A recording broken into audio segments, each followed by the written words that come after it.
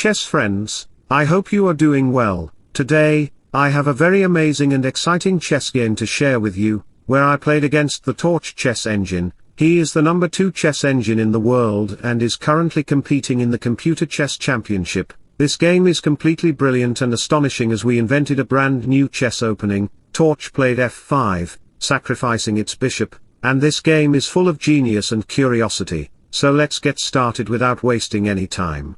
Torch started the game with d4 and I responded with f5, initiating the Dutch defense. At this juncture, instead of playing pawn to g3 or c4 followed by knight to c3, Torch decided to go with e4, sacrificing the pawn right away. After the capture happened on the board, you can see that the f-file gets exposed with the open diagonal from the bishop to c4, controlling the diagonal. After knight to c3 happened on the board to attack the pawn. Some of you might be tempted to play pawn to d5 to secure your structure, but here comes queen takes h5 check, simultaneously attacking the pawn on d5. Your structure will be burdened and weak, so, in this position, we play knight to f6 to protect that pawn. After bishop to g5 followed by g6 to develop the bishop and castle, Torch played bishop to c4 to control the diagonal. A few moves ago, when Torch played bishop to g5 to attack the knight, some might argue to push the pawn to d5, but that is a completely mistaken move because white can initiate an attack by capturing the knight and then playing queen to h5 check. After queen exchanges on d5, bishop to d6 may come to protect the pawn from the knight's attack. But here comes another approach, knight takes f6 followed by knight takes e4, consequently, white can play f3 to safeguard his knight. This position is completely favorable for white as he has 2 connected passed pawns, so, returning to the position, we see that pawn to d5 is not viable. This is why after g6, to develop the bishop and castle, we play bishop to c4 to dominate the light squares. Torch is doing a very good job, but I am more experienced and senior. So I go with c6 to push my pawn to d5, I played c6 to stop the pawn push to d5 and simultaneously to prepare to push my own pawn to d5. Or advance on the queen side by pushing my pawn to b5. Torch then played a very great move, which I appreciate, pawn to d5, it's a very appropriate and authentic move, stopping the pawn move to d5 or b5 and creating space on d4 for the knight or queen. At the present moment, the knight can jump right into the d5 square, so I responded with e6, pressuring the pawn on d5. At this point, many chess players, almost 99%, might consider playing d6.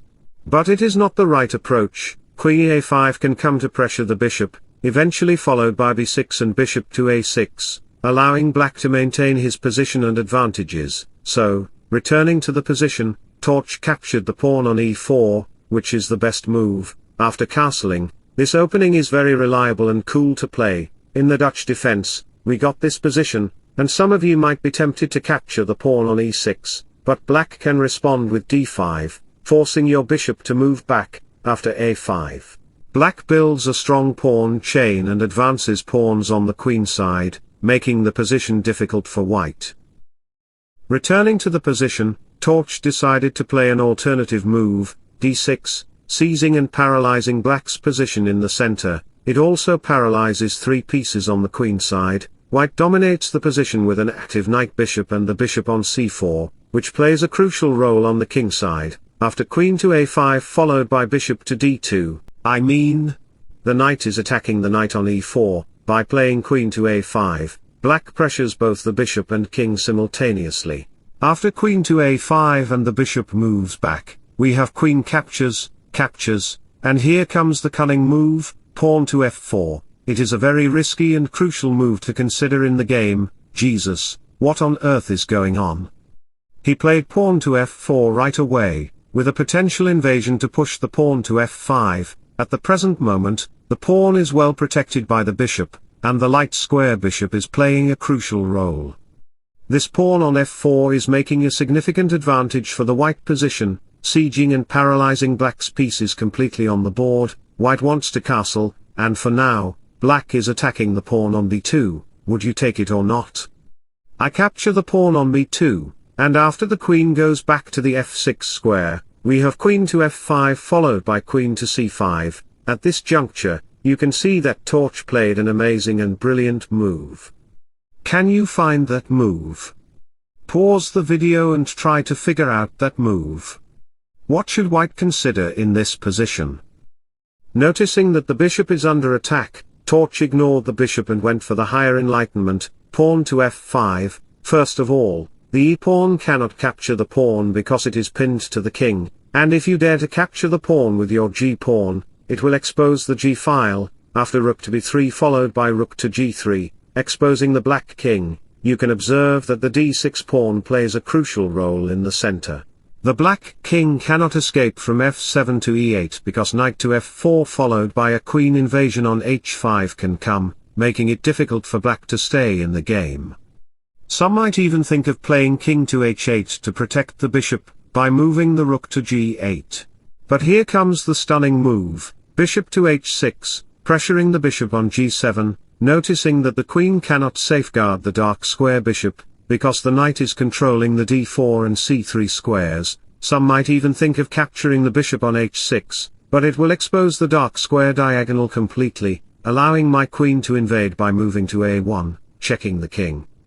The king is paralyzed and effectively trapped, so after the bishop blocks, queen takes g7 will result in a checkmate.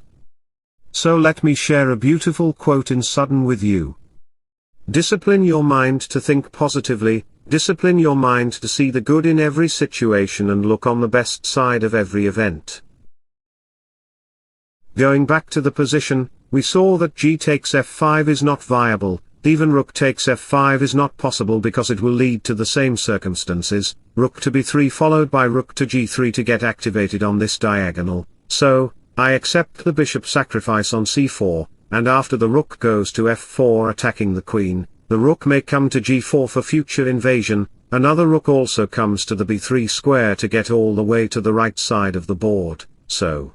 After queen to d5 pawn capture and recapture happens on the board, rook to g4 follows to invade and attack the pawn, we have rook to f6 to protect the pawn, and it also blocks the bishop's diagonal. You can observe that the pawn on d6 plays a crucial and significant role in the center, causing 60% of black's pieces to be passive and frozen, which is completely advantageous for white. The bishop can arrive at c3, and the knight can jump into the f4 square. But Torch chose to deploy and attack in another way. Knight to c3, after the queen moves, knight to e4 comes to pressure the rook. The rook moves back, and you can see that the queen is the only piece protecting the pawn on g6, which is why after the knight moves back to g3 to attack the queen, some might think of playing queen to e5, but it is a completely poor move as I can capture your pawn on g6 followed by knight to a6, and after a couple of moves, bishop to h6 will arrive to attack your bishop. After the king moves, capture and recapture happen on the board, and queen to h4 check will follow. Consequently, the rook will arrive at the f1 square, making the position completely weak and vulnerable for black to control. It is completely favorable for white, and something like pawn to b5 can be played to activate the bishop and open up the rook file. I give this as a chess puzzle for you. Try to figure out what white should play in this position to checkmate black in just 10 moves. Try to figure out that move and comment on this video. I will read your comments and take it as today's chess puzzle. So, going back to the position, we saw that queen e5 or any natural looking queen move is not viable. This is why I decided to move my queen back to h7. After bishop g5 follows on the board, it becomes evident that he wants to play rh4 to trap my queen. Noticing that the queen might be trapped, some may try to play bishop e5 to create some escape room for the queen, but after rook h4, the queen runs, the knight comes to e4, and after a sudden move, bh6 will come, forcing the queen to move. After queen e2, g4 happens on the board to attack the rook. Knight to g5 will arrive to attack both of your pieces. As the queen moves, my knight will capture your rook, forcing your king to move from its home square. Then I can launch a cunning move by playing rook f1, I mean queen takes e5, sacrificing the queen right away. Noticing that queen g8 is not viable because rook f8 will lose your queen. After queen takes e5, rook f8 will follow, resulting in a checkmate and you will lose the game completely. So, returning to the position, we saw that bishop e5 is not viable. Some might even be tempted to play king f8, but it is a completely rubbish move, as I can respond with rook h4, after the queen reaches the d3 square to attack the pawn. You have no options to consider. My knight will arrive at h5 to increase the pressure against the bishop. As the knight moves to e5, bishop takes e7 check will follow, followed by knight takes f6 check. You can see that this is a completely vulnerable situation for you. The king cannot move, he is trapped, and the rook cannot move because it is pinned to the king. The bishop cannot move because you will lose your queen right away. This game is completely winnable for me, and black will lose the game completely. So, going back to the position, we observed both moves like bishop e5 or king f8. As we discovered, both moves were rubbish. After c5 happened on the board, to free up some space for the knight, and by playing b6, it will provide open space for the rook and bishop. White played rook h4, forcing me to capture the rook, and he wins my queen. After his queen reaches the g4 square, it attacks the pawn on g6.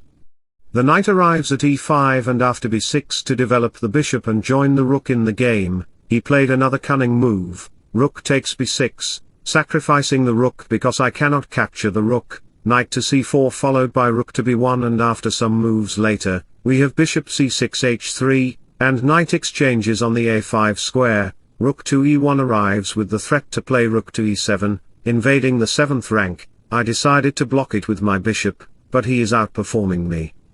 He sacrifices his rook on the e4 square. It is called an exchange sacrifice. At the end of the game, you can see that Torch has a queen for 2 rooks, a bishop for a bishop.